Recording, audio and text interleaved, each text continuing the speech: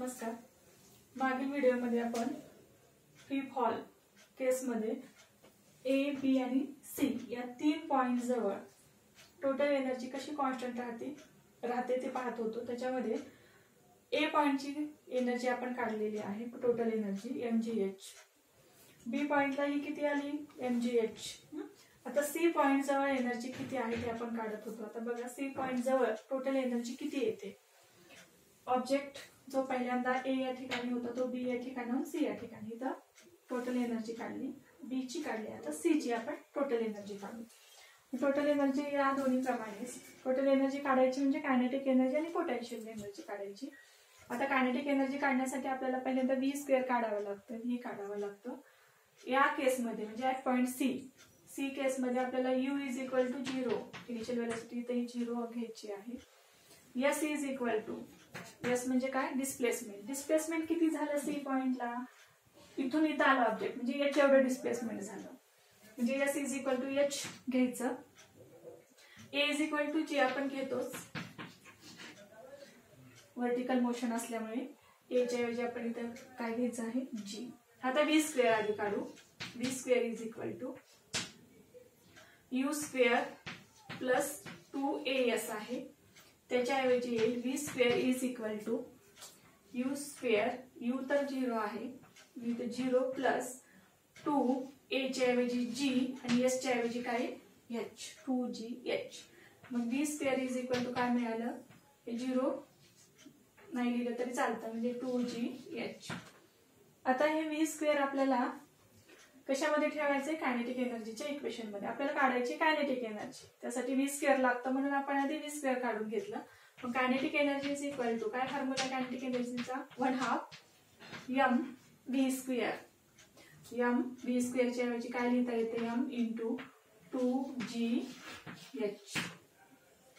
आता हे 2 काय होतं, कॅन्सल होतं. मग मिळेल kinetic energy is equal to, हे बघा हे 2 कॅन्सल झालं तर राहिलं mgh, काय राहिलं mgh. आता पोटेन्शियल एनर्जी सी पॉइंटची काढा. Potential energy is equal to, आता पोटेन्शियल एनर्जीसाठी फॉर्म्युला आहे mgh, बरोबर आहे. पण इथे h काय आहे, सी पॉइंटला खाली जमिनीवर वस्तू आल्यानंतर h काय होईल, 0 होईल. हाईटवर नाही, आता जमिनीवर आहे वस्तू. हाईटवर असेल तर h आपण हाईट घेतली, पण जमिनीवर आल्यावर h काय असेल, 0 असेल. मग इथं but h is equal to काय येतं, 0. मग पोटेन्शियल एनर्जी काय येईल, जमिनीवर असताना कुठली पोझिशन नाही काय नाही, जमिनीवर म्हणजे पोटेन्शियल एनर्जी h 0 आहे, म्हणजे ही सगळीच व्हॅल्यू काय आहे, 0 येईल. पोटेन्शियल एनर्जी आली 0. मग टोटल एनर्जी काढा. Total energy at point C is equal to kinetic energy plus potential energy. Kinetic energy आहे mgh plus potential energy 0.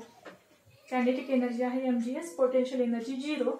Therefore total energy is equal to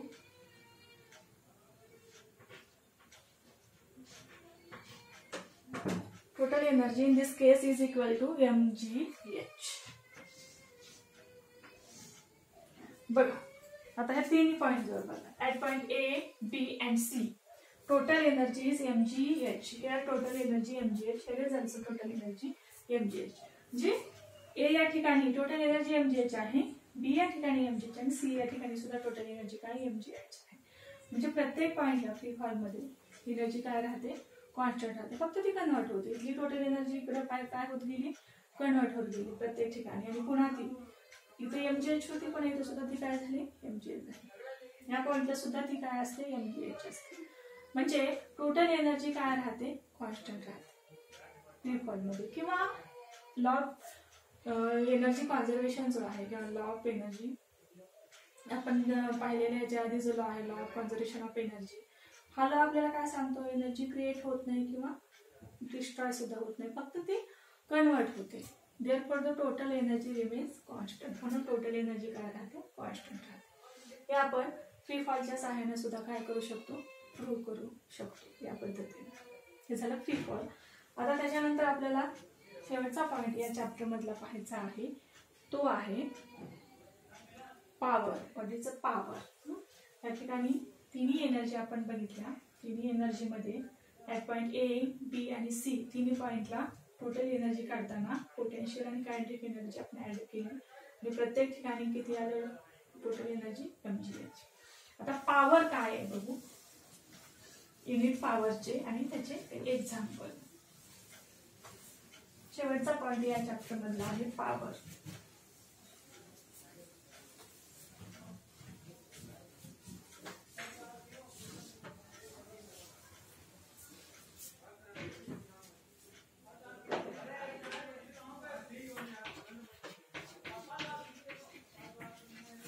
denoted by P.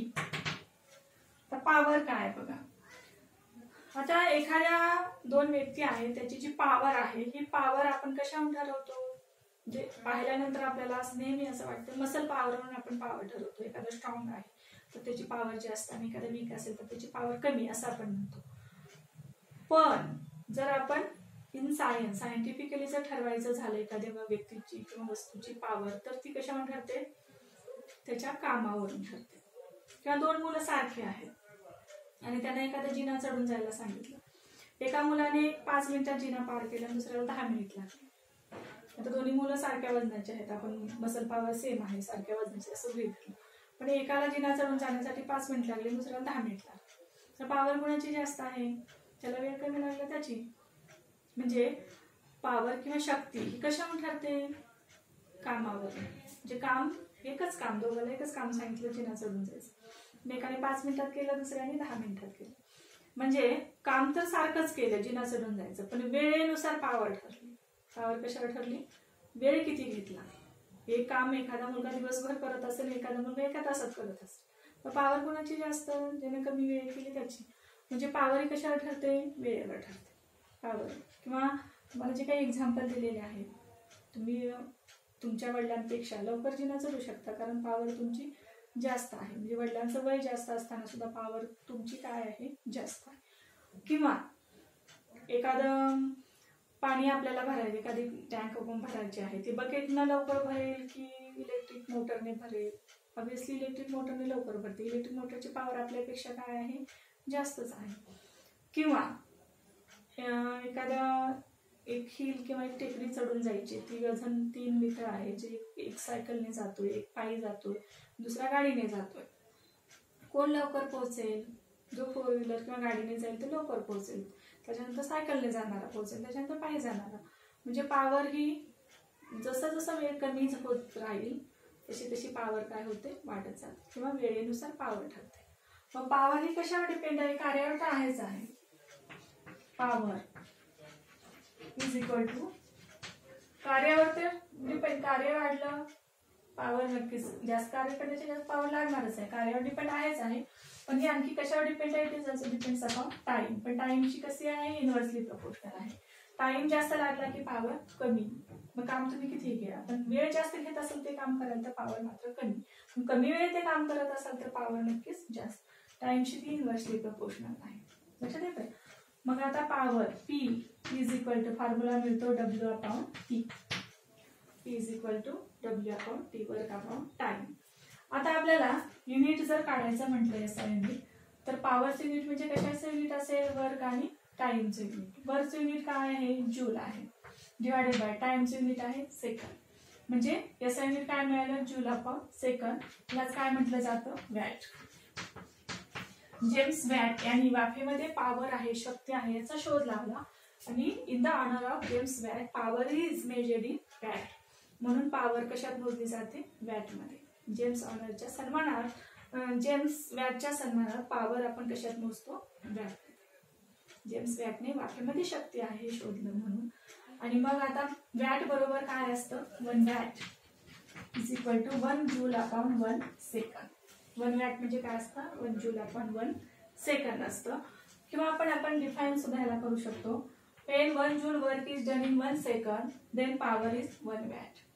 1 joule एवढं कार्य एका सेकंदात होत असेल तर power किती असते, 1 वॅट एवढी असते. आता 1 वॅट हे एक स्मॉल युनिट झालं. मोठं जास्त पॉवर असेल तर ते वॅटच्या ऐवजी किलो वॅट मध्ये मोजतात. 1 kilowatt is equal to how many watt 1000 watt. 1 kilowatt बरोबर किती वॅट असतात 1000 किंवा 1000 वॅट असतात. हे लहान युनिट आहे, थोडं मोठं युनिट आहे. आणखी काही युनिट पॉवरसाठी वापरले जातात, जसं हॉर्स पॉवर. कमर्शियल युनिट किंवा औद्योगिक क्षेत्रामध्ये हॉर्स पॉवर हे युनिट वापरलं जातं, जे HP ने डिनोट करतात. 1 HP is equal to how many watt. 1 HP is equal to किती वॅट असतात 746 वॅट. 1 हॉर्स पॉवर बरोबर किती वॅट असतात, जे वेगवेगळे युनिट आहेत बघा. हे एक युनिट आहे, हे दुसरं आहे, हे तिसरं युनिट आहे. Horse power is equal to किती वॅट असतात 746 वॅट असतात. आता आणखी एक युनिट आहे जे आपण कमर्शियल म्हणा किंवा घरामध्ये आपण जी इलेक्ट्रिक पॉवर आहे, इलेक्ट्रिसिटी जी कंझ्युम करतो ती काढण्यासाठी जे युनिट वापरतात, युनिट आपण म्हणतो. आपलं जे लाईट बिल येतं घरामध्ये, हे युनिट किती वापरले किंवा युनिट किती पडले यानुसार लाईट बिल येतं. हे युनिट काय आहे, एनर्जी कंझ्युम्ड इन युनिट टाइमवर, किंवा त्या दिवसामध्ये किंवा एका महिन्यामध्ये तुम्ही किती एनर्जी कंझ्युम केली त्यानुसार ते युनिट पडतात. युनिट म्हणजे काय 1 kilowatt hour is a unit. 1 kilowatt आवरलाच काय म्हटलं जातं, एक युनिट म्हटलं जातं. 1 किलोवॅट आवर म्हणजे काय, मग जे किलोवॅट आवर हे सुद्धा एक युनिट आहे, किंवा युनिट हे सुद्धा एक काय आहे युनिट आहे. युनिट हे कशाचं युनिट आहे, पॉवरचं युनिट आहे. मग आता 1 किलोवॅट आवरचं कन्व्हर्जन आपण जूल मध्ये सुद्धा करू शकतो. कसं करता येतं बघा. तर 1 किलोवॅट आवर हे जे एक युनिट आहे कमर्शियल युनिट, जूल मध्ये कन्वर्ट करू. 1 किलोवॅट आवर ह्यालाच एक युनिट असंही म्हणतात. याचं कन्वर्जन आपण, कारण जूल मध्ये, जूल हे काय एनर्जीचं युनिट आहे, वर्कचं युनिट आहे. त्यामुळे इलेक्ट्रिक एक एनर्जी आहे, ती जर जूल मध्ये काढायची असेल तर आपण किलोवॅट आवरचं कन्वर्जन जूल मध्ये सुद्धा करू शकतो. कसं करू शकतो बघा. 1 kilowatt hour is equal to काय असतं 1 kilowatt into 1 hour. 1 kilowatt hour म्हणजे 1 kilowatt into 1 hour. 1 kilowatt into 1 hour. आता याचं कन्वर्जन किलोवॅटचं वॅट मध्ये करा. 1 kilowatt is equal to how many watt 1000 watt into 1 hour is equal to how many second. Second मध्ये conversion करू. Second मध्ये जर कन्वर्ट करायचं असेल तर 3600 किंवा 3600 सेकंद येते. आता हे मल्टिप्लाय करा. 1000 into 3600 into watt second is equal to, हे जर आपण मल्टिप्लाय केलं परत हे 3 0 वॅट सेकंद, हे वॅट इंटू सेकंद. आता वॅट सेकंद म्हणजेच काय असतं जूल असतं. हे काय असतं watt second means joule. How, कारण आपण आधी जे पाहिलं ह्याच्या आधी युनिट जे आपण बघितलं त्याच्यामध्ये आपण बघितलं W इज इक्वल टू किंवा पॉवर इज इक्वल टू, पॉवरचे जे आपण युनिट बघितलं पॉवरची W/T. Power is equal to काय म्हणतात W/T. W चे unit, W is a work, ते जूल/सेकंद. आणि पॉवरचं ह्याला जूल/सेकंदलाच आपण वॅट म्हटलेलं आहे. जे वॅट हे W नेच दाखवतात. मग आपल्याला W is equal to watt is equal to आपण काय मिळालं जूल/सेकंद मिळालं. मग जूल/सेकंद, हे सेकंद जर इकडे घेतलं W into second is equal two joule. म्हणजे W म्हणजे इथं वॅट आहे, वर्क नाही. काय इथं वॅट आहे. W इंटू एस म्हणजे वॅट इंटू एस. इथं सुद्धा हे W कशासाठी घेतलंय वॅटसाठी घेतलंय. Watt second is equal to काय असतं जूल असतं. म्हणजे हे वॅट सेकंदच्या ऐवजी आपण काय लिहू शकतो जूल लिहू शकतो. आणि हे किती आहे 36 इंटू 10⁵ 50 10⁵ W याच्या ऐवजी जूल म्हणजे 36 इंटू 10⁵ जूल. हे काय येतील 1 किलोवॅट आवर. जर जूल मध्ये कन्वर्ट केले तर एवढे जूल होतील.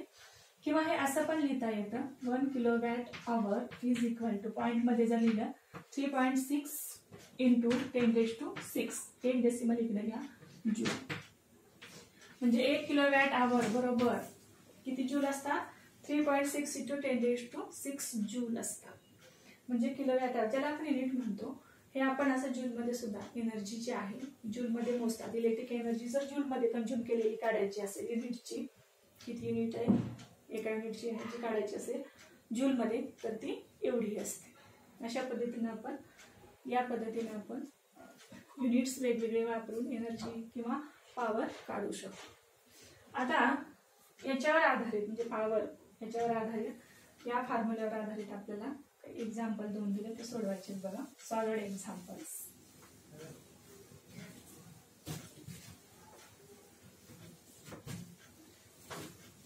पहिलं एक्झाम्पल बघू.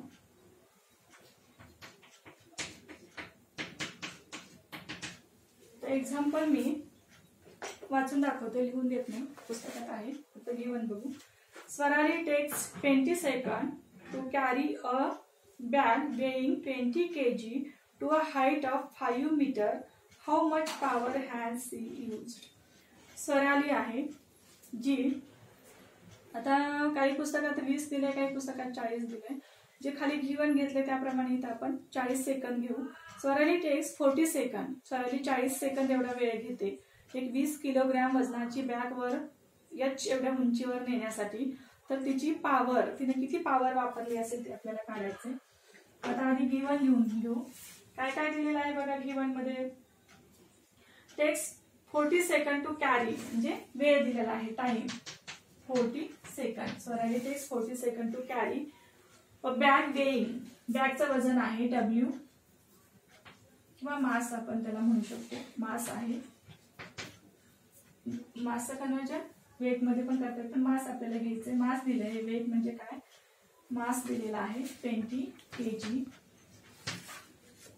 आणि हाईट दिलेली आहे. किती उंचीवर न्यायचंय, 5 मीटर एवढ्या उंचीवर नेण्यासाठी किती पॉवर यूज करावी लागेल.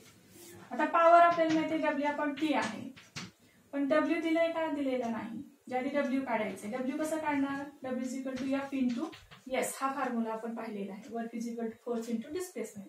पण फोर्स पण दिलेला नाही, म्हणजे आधी फोर्स काढून घ्यावा लागेल. फोर्स काढून नंतर आपल्याला काय काढायचंय, डब्ल्यू. डब्ल्यू काढून नंतर पॉवर काढायची. मग आधी एफ काढून घ्या. एफ इज इक्वल टू काय फॉर्म्युला, एम जी.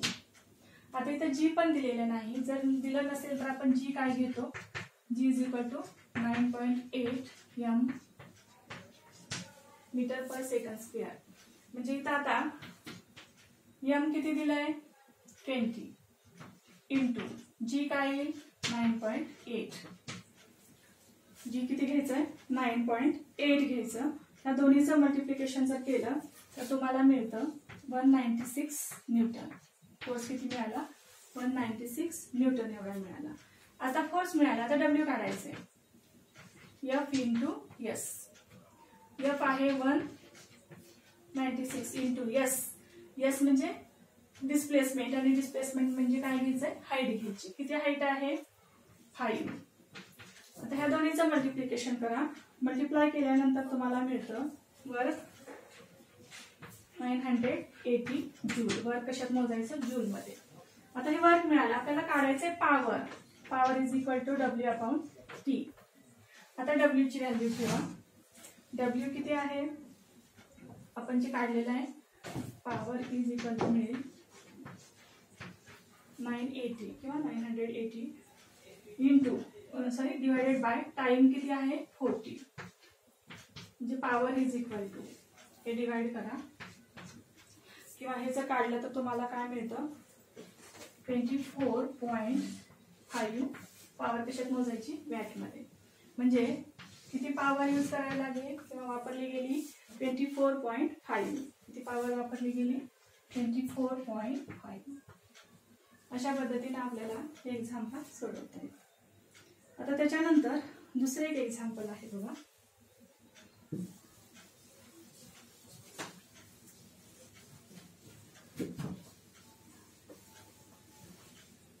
एक्झाम्पल असं आहे, 25 watt electric bulb is used for 10 hours every day. How much electricity does it consume each day? 25 वॅटचा एक बल्ब रोज 10 तास वापरला जातो, तर किती एनर्जी कंझ्युम करेल, युनिट मध्ये काढायची आहे. आता बघा पहिल्यांदा जे दिलंय ते ह्या पॉवर दिली आहे बल्बची 25 वॅट आहे, त्याला किलोवॅट मध्ये कन्वर्ट करावं लागेल, डिवायडेड बाय 1000 करून हे मिळेल 0.025 किलोवॅट एनर्जी आपल्याला किलोवॅट आवर मध्ये. त्याच्यानंतर अजून काय दिलेलं आहे बघा, टाइम पिरियड दिलेला आहे 10 आवर. आवरला आवरच ठेवा, सेकंड मध्ये कन्वर्ट करायची गरज नाही. आपल्याला एनर्जी काढायची, एनर्जी किती वापरली, एनर्जी इज इक्वल टू, आता energy power is equal to काय बघितलं आपण, power is equal to P is equal to W upon T असतं. डब्ल्यू म्हणजेच वर्क आणि वर्क म्हणजेच एनर्जी.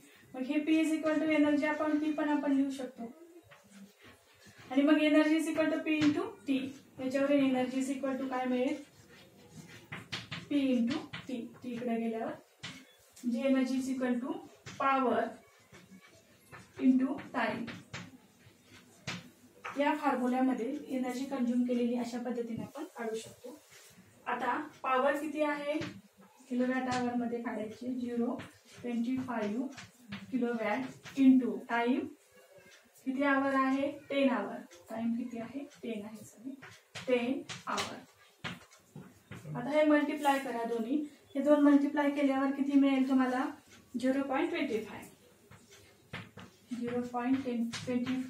किलोवॅट आवर. आणि किलोवॅट आवर म्हणजेच युनिट.